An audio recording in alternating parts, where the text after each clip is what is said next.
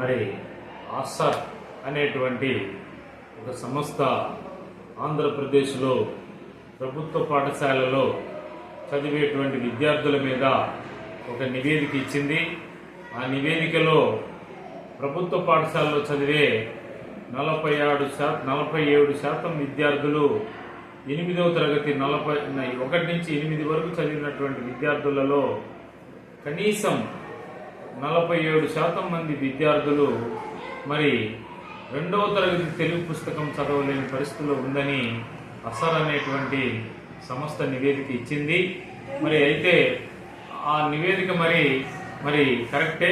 ఆ నివేదిక ప్రకారం ఈ రాష్ట్రంలో మరి గ్రామీణ ప్రాంత పేద బడుగు బలహీన వర్గాల విద్యార్థులు ఈరోజు మరి 47% పిల్లలు మరి తెలుగు రావటం లేదంటే మరి రావటం లేదనేది మరి అది ఆ సంస్థ యొక్క నివేదిక. అయితే మేము ఇక్కడ ఒక ఉపాధ్యాయుడిగా నేను నల్లబోతుల శ్రీనివాసరావు ఆంధ్రప్రదేశ్ ప్రభుత్వ పాఠశాలల విద్యార్థుల అభివృద్ధి మరియు సంక్షేమ సంఘం అధ్యక్షుడిగా మాట్లాడుతూ ఉన్నాను.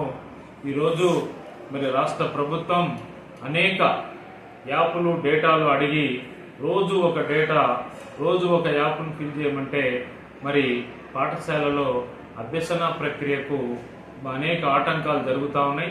ఎప్పుడు యాప్లు డేటాలు పూర్తి చేయడానికి కాలయాపన జరగటం వల్ల పాఠశాలలో అభ్యసన ప్రక్రియ కుంటుపడతా ఉంది.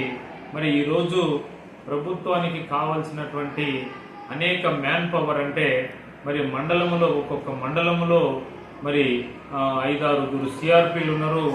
ప్రతి పంచాయతీ సచివాలయంలో ఒక ఎడ్యుకేషనల్ అసిస్టెంట్ ఉన్నాడు.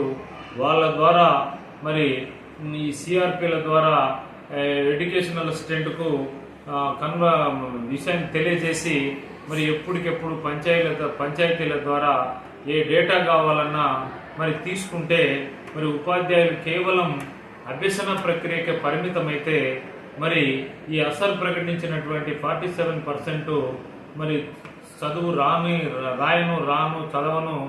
రాయను మ్యాథమెటిక్స్లో చతుర్విధ ప్రక్రియలు రాకపోవడం అనేటువంటి విషయాన్ని లేకుండా నిర్మూలించడానికి మరి ఉపాధ్యాయులందరూ కష్టపడి పనిచేసే పరిస్థితి ఉంది. కాబట్టి దయచేసి నేను ఆంధ్రప్రదేశ్ రాష్ట్ర విద్యాశాఖ మంత్రి గౌరవనీయులు మరి యువ గల పాదయాత్ర అధినేత విద్యాశాఖ మంత్రి గారికి నా విన్నపము, నా అప్పీల్ ఏంటంటే ఈరోజు రాష్ట్రంలో ఉండే ఉపాధ్యాయుల మీద మరి డేటాలు యాప్లు పూర్తి చేయడం తగ్గించినట్లయితే మరి అభ్యసన ప్రక్రియ మరి బాగా జరిగి ఈ 47%ను తగ్గిస్తామని ఈ సందర్భంగా నేను తెలియజేస్తా ఉన్నాను.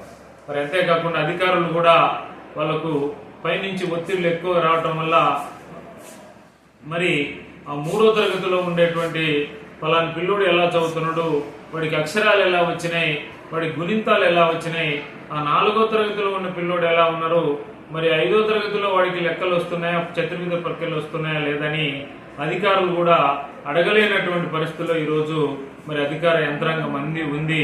అధికారులు ఎప్పుడు కూడా ఆ యాప్ చేయి, ఈ యాప్ చేయి, అర్జెంటు, ఇది సాయంత్రానికి పూర్తి చేయి, అది రేపు పూర్తి చేయమని చెప్పి రోజు ఒక యాప్, రోజు ఒక డేటాను అడగటం వల్ల మరి ఇక్కడ ఉపాధ్యాయులు కూడా మరి అభ్యసన ప్రక్రియను సరిగా జరపకపోవటం వల్ల మరి ఈ సమస్య ఈ రాష్ట్రంలో తలెత్తింది. ఈ డేటాలు యాప్లు తగ్గించి అధికారులందరూ ఎక్కడ పట్టినా ఏ పాఠశాలలోనైనా 3వ తరగతి కానీ 4వ తరగతి కానీ 5వ తరగతి కానీ మరి ప్రాథమిక విద్యలో ఉండే విద్యార్థులు నేను నెలనాడు వచ్చినప్పుడు పలాని కొర్నేలు వాడికి అక్షరాలు రావట్లేదు, మళ్ళీ నెలకొస్తాను, మరి వాడికి అక్షరాలు వస్తాయో రావలో మరి నేను చూస్తానని అధికారులు కూడా అడగలేని పరిస్థితులలో మరి యాప్ల ద్వారా వాళ్ళు బిజీ అయిపోయి ఉన్నారు. మరి ఈ బిజీని తగ్గించి అభ్యసన ప్రక్రియ అభివృద్ధి చేసి మరి ఈ రాష్ట్రంలో, ఈ దేశంలో ఏ రాష్ట్రము పెట్టనంత ఖర్చు ఆంధ్రప్రదేశ్ ప్రభుత్వము ఈరోజు ఒక్కొక్క విద్యార్థి మీద సంవత్సరానికి 90,000 రూపాయలు ఖర్చు పెడతా ఉంటే మరి ఈరోజు 47% మంది పిల్లలకు మరి బోధన అభ్యసనలో లోటు ఉందంటే మరి ఇది చాలా దారుణమని ఈ సందర్భంగా నేను తెలియజేస్తా ఉన్నాను.